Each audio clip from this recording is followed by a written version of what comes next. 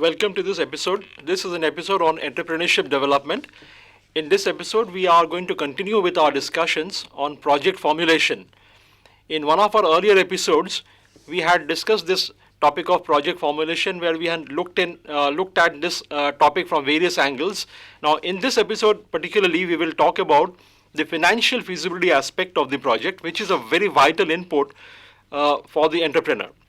When he's going to invest a lot of money into a project, one of the most primary things that he would want to know is how much is going to be the rate of return. How is he going to be able to recover the initial investment that he's going to make in that project? So these are issues of great importance before a project takes final shape. In fact, there is a group of techniques called the discounted cash flow techniques, which are very useful for the entrepreneur in trying to assess the kind of return that he would expect from that project. There are a number of techniques within discounted cash flow methods.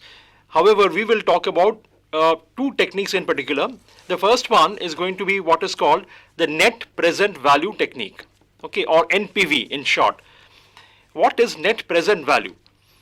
Do anyone of you know what is net present value for a project? Can you make an attempt? What is a net present value? The surplus value. The surplus value. Surplus value of what? Over what? Fine, I'll help you. I'll just tell you. Suppose you are making an investment today, okay, at this point of time. Now, this investment after 1 year from now, will it have the same value? No, sir. It will not have the same value, right? It is going to appreciate, right? So, if you are going to incur, let's say, an expenditure after 1 year from now or 2 years or 3 years from now, then the value of that investment as of today is not going to be the same. Likewise, if you are going to make certain earnings, there are cash inflows which are going to happen in the future. As when you are going to put up a project, you are expecting future revenue streams to flow into your company, into your business. Now, those future streams of revenue at those values are not the relevant values for you to take a decision today. You need to take a decision about whether to go in for this project or not, trying to understand what is going to be the present value of those future revenue streams. Okay. Similarly, if you are going to make investments at future dates, you need to understand what is going to be the net present value of that, cash outlay as of today. So we have to bring everything to the base period, which is today, and find out, do we have a surplus of what you're talking about, the surplus of incomes over expenses. That is what net present value is. And I'll give you a technical definition for it.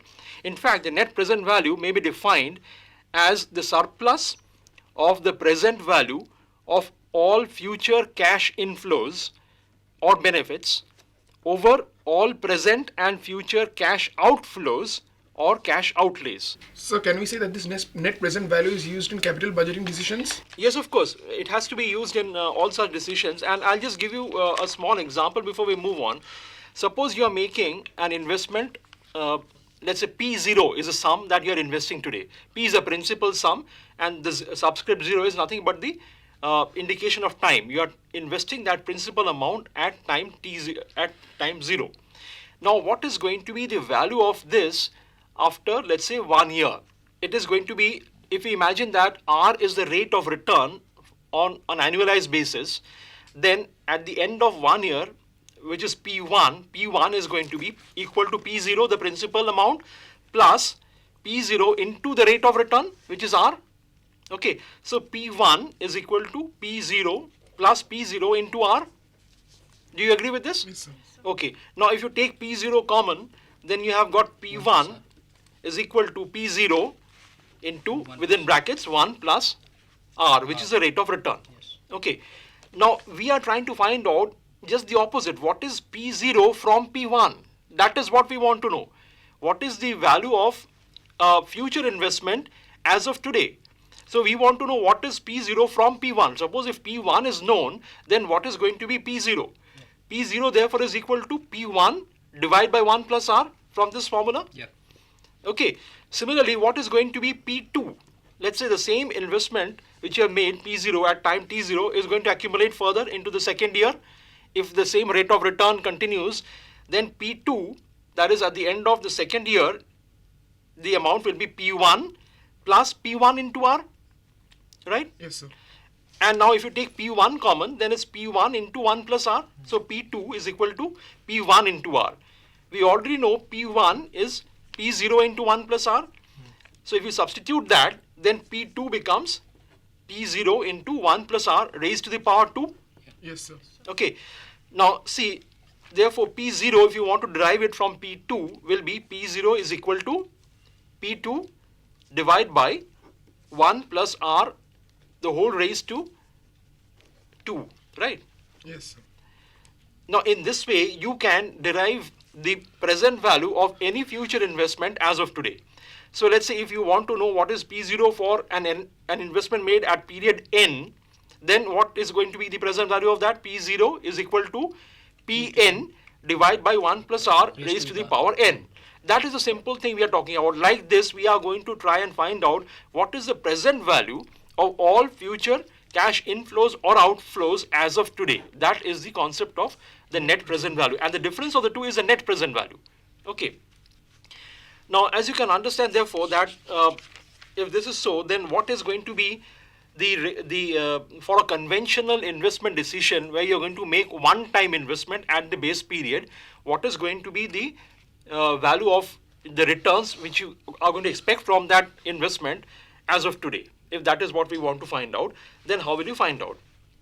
We are saying that the net present value for such a conventional project is equal to, you may write down this formula, NPV is equal to B1 divided by 1 plus R in bracket raised to the power 1 plus B2 divided by 1 plus R raised to the power 2.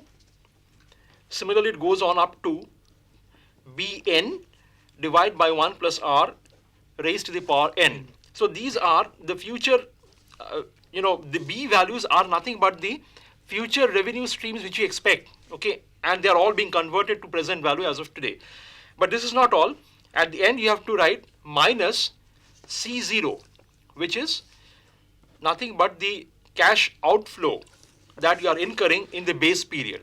So C0 stands for cash outflows. Cash outflow, no, C0 stands for cash outflow in the zero base period, sir. okay? The zero subscript means the base period, okay?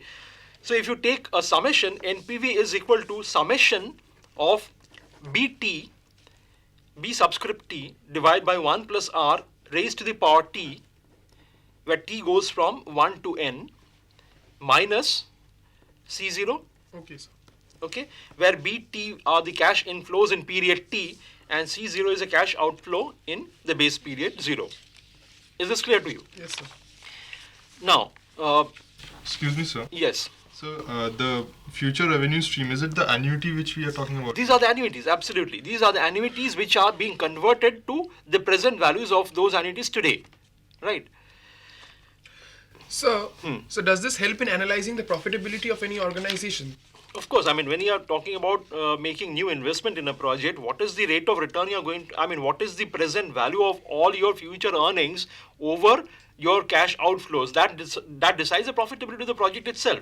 In fact, we'll take a small example and explain how. Okay, just now we'll take a small example to explain this concept. But before we take that example, I want to give you the formula for the net present value for a non-conventional investment, where, what is a non-conventional investment? It is an investment where, the cash outflows happen over different periods of time. We are considering in the conventional investment that you're making a one-time investment in the base period and you are earning the returns as a result of the life cycle of that investment. But in a non-conventional investment, you will incur the revenue streams over years. Similarly, you will also undergo cash outflows over the years. Now, when such a scenario is there, then the net present value is equal to summation BT divided by 1 plus R raised to the power T, where T goes from 0 to N, minus summation of CT divided by 1 plus R raised to the power T, again where T goes from 0 to N. So here you are looking at summation of the revenue streams less the summation of the outflows, of the cash outflows. Are you clear about this? Yes, sir. Okay. Now, to illustrate, we'll take a very simple example and see how it works. Let's take an example. Suppose a company ABC Limited is considering purchase of a new machine, and that machine is going to cost him as of today rupees 80,000. That's the price of the machine that he'll have to pay. Earnings after taxes are expected to be as follows. There's a small table where you can note this down, where the earnings which are expected from this new machine are given below. In the first column, you have got year 1, 2, 3, 4, 5. We are imagining that this machine is going to give you returns for 5 years after being installed, after being purchased and installed. Okay. So for every year, there's going to be a cash inflow. So second column is the cash inflows. So against year 1, the cash inflow is rupees 8,000. Against the second year, the cash inflow is rupees 24,000. In year 3, the cash flow is rupees 32,000. Year 4, the cash inflow is 48,000 rupees. And the last year, the fifth year, the cash inflow is expected to be rupees 32,000. Now, if the company has a target return on capital of 10%, suppose a company believes that I must earn at least a rate of return to the tune of 10% on whatever investment I make, then will this machine purchase be profitable to the company or not? That is the decision we are trying to make. Okay. Should he go ahead with purchase of this machine and therefore incur those revenue streams? How can we work this out? Solution is very simple. We find out the net present value of all the future revenue streams. Like for this particular case, the net present value is going to be calculated like this. Net present value is equal to, what is the revenue stream in the first year? 8,000. 8,000 rupees. So 8,000 divided by, remember the formula 1 plus r raised to the power 1. 1 plus r in this case is 10%, that means 0.1, 0.1. So 1 plus 0.1 raised to the power 1. That's the first item of revenue stream. The second item would add to this the second year's revenue, which is 24,000 divided by 1 plus 0.1 raised to the power 2. raised to the power 2. That's correct. Coming in the third year, we have to add 32,000 divided by 1 plus 0.1 raised to the power 3. For the fourth year, it's going to be 48,000 divided by 1 plus 0.1 raised to the power 4. And one more item is left. There's a fifth year, 32,000 divided by 1 plus 0.1 raised to the power 5. That completes the revenue streams. Okay, all the revenue streams have been taken for. And now we have to subtract from this the capital outlay that is what we are incurring in the first base period. Okay. That is 80,000. So we subtract 80,000 from these revenue streams. And if you do that small computation, you'll find that we are left with a positive figure of rupees 23,784. So what do we mean by this? We mean that the net present value of these future revenue streams is rupees 23,784, which is a positive amount over and above the cash outlay that you are going to incur in the first year, the base period. Okay, that means you are going to earn a profit if you are going to make this investment, because the NPV or the net present value is greater than 1, which means you are going to earn positive profits if you make this investment decision. Now, I have given you a glimpse of what the net present value concept is. Now, I'll just briefly mention what are the merits of the net present value method. The biggest merit of the net present value method is that it recognizes the time value of money. Unlike, if you will remember that in one of our previous episodes, we had talked about something called the the payback period method. In the payback period method, the time value of money was not taken into consideration. The only consideration was how quickly we are able to recover the expenditure that we have incurred. But herein, we are looking at the time value of money. The second thing is it indicates the value added to the total assets of the firm. Okay, and it serves the objective of maximizing the welfare of the entrepreneur. That's the very important point about the net present value. Okay.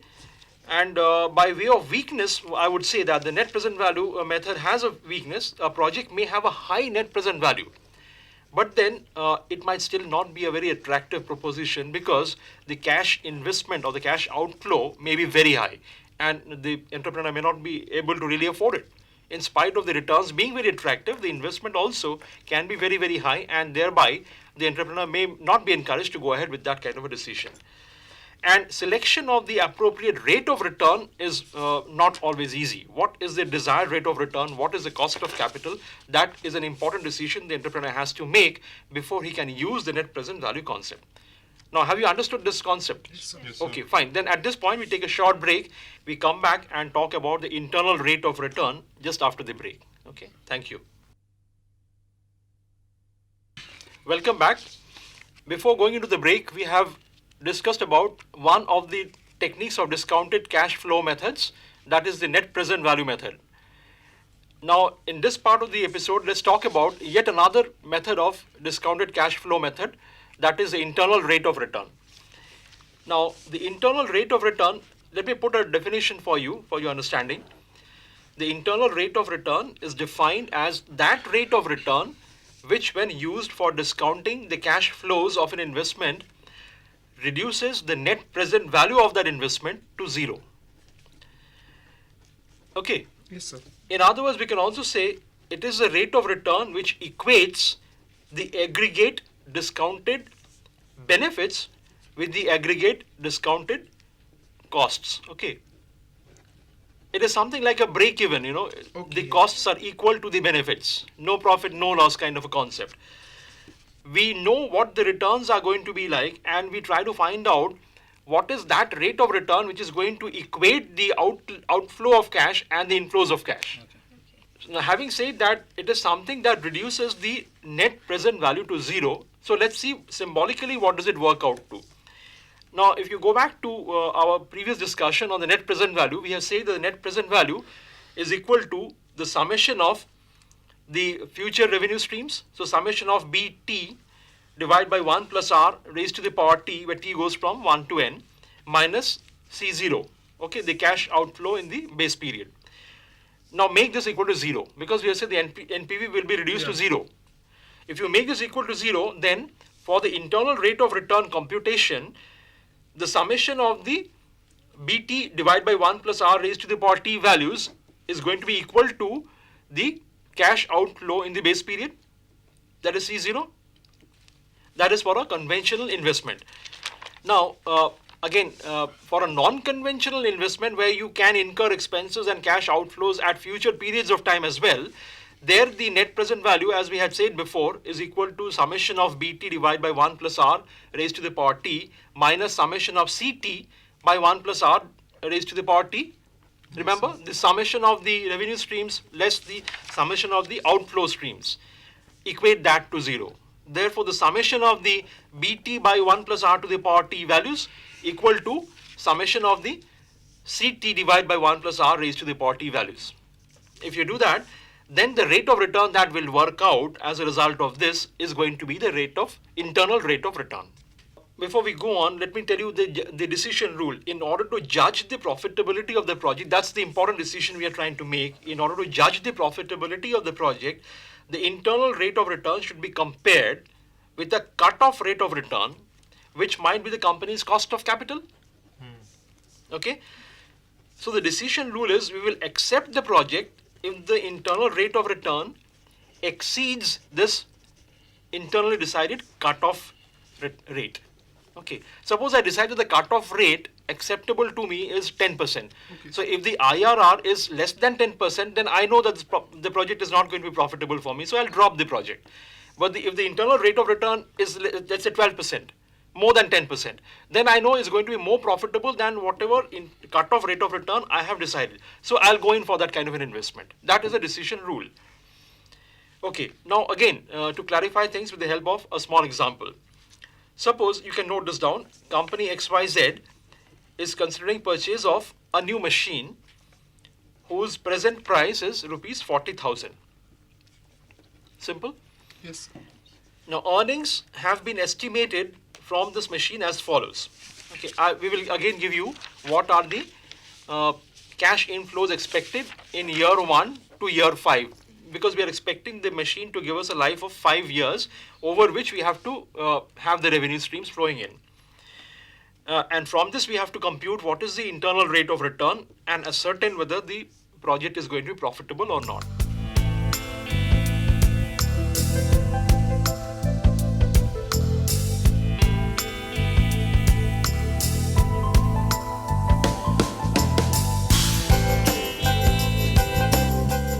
What we do is, by trial and error, we assume a particular rate for discounting the cash flows. Okay, so let's say by trial and error we have set up a rate of 20%. Okay, and based on 20% as the R value, the rate of return value, we can calculate the net present value. Yes, sir. Let's do that.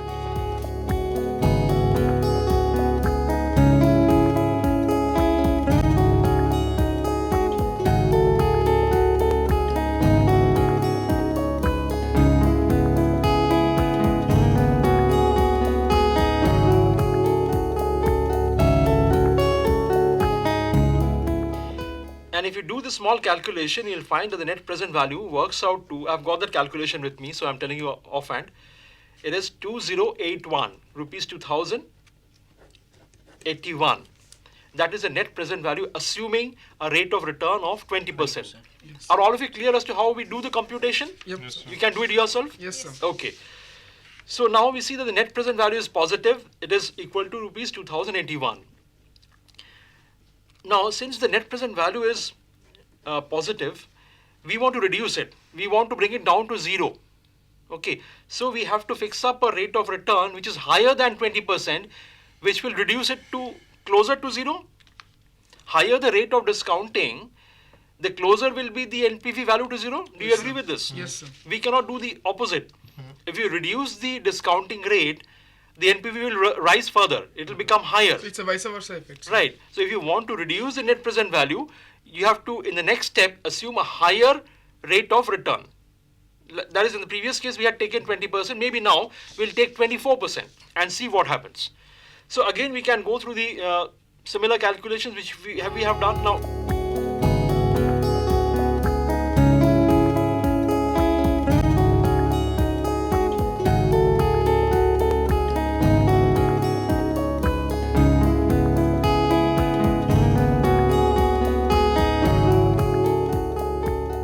And then this works out to a value of negative net present value. Vikas, do you appreciate this point now? Yes, sir. It now makes it minus 1408.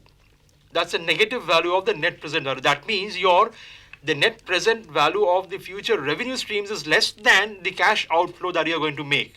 Okay. That means you are not seeing profits, you're in fact going to incur losses, right? Yes, sir. That means what? When we have assumed a 20% rate of return, the net present value was positive.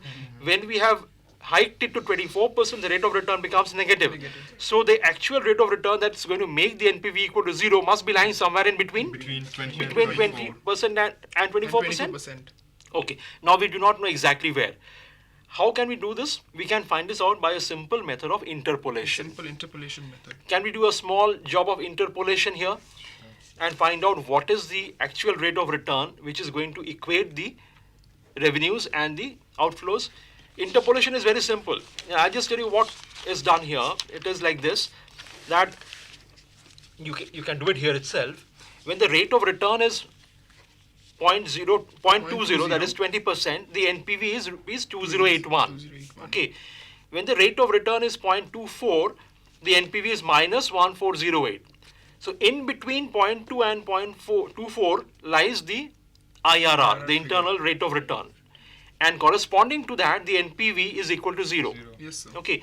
Now, if we do a small interpolation here, what we do is, the calculation is very simple. IRR minus 0.2 divide by, in the denominator put the difference between the extreme sir. rates, 0.24 minus 0.2. Yep. Okay. That's on one side of the equation. On the right hand side, equate this equal to, now the rate of return corresponding to the net present value corresponding to the IRR is going to be 0. Yes, sir. So 0 minus 2081, which is corresponding to the rate of return being 20%. That's on the numerator, and divide by minus 1408 minus 2081. Okay, That is, we have found, we are looking at the net present values corresponding to 24% first and deducting from that the net present value for 20%. That's on the denominator. Now, if you do this small calculation here, you will find, I think all of you can do this yourself, you will find that the internal rate of return actually works out to something like 22.39%. You can do that small calculation yourself later on. But then it tells you that the internal rate of return, which is going to equate investments or the revenue inflows and the cash outflows to zero, is nothing but 22.39%. Okay. Now, if you have decided, so we really have come to a point where we know what is the internal rate of return, but now the question is, what is going to be the decision? The decision lies with the company. The company might decide that, well, this is above the cutoff rate, which is, let's say, 15%. The company might think that if I were to earn 15% rate of return, I will accept it. The IRR works out to 22.38%. That means it is a high rate of return. So I'm going to accept this. Okay.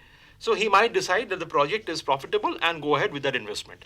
So IRR can be termed that it's a technique through which we can find the optimum rate of return. That's right. It's something like, as I said in the beginning, a break even, where you can find out at We what can equate level, the profits and right, at what rate of return you can break even, neither make losses nor make profits. So anything that's going to take you into profits is acceptable. Okay. So now you find that, well, if I invest into this project, I need to earn at least at a rate which is higher than 22.39%. Okay.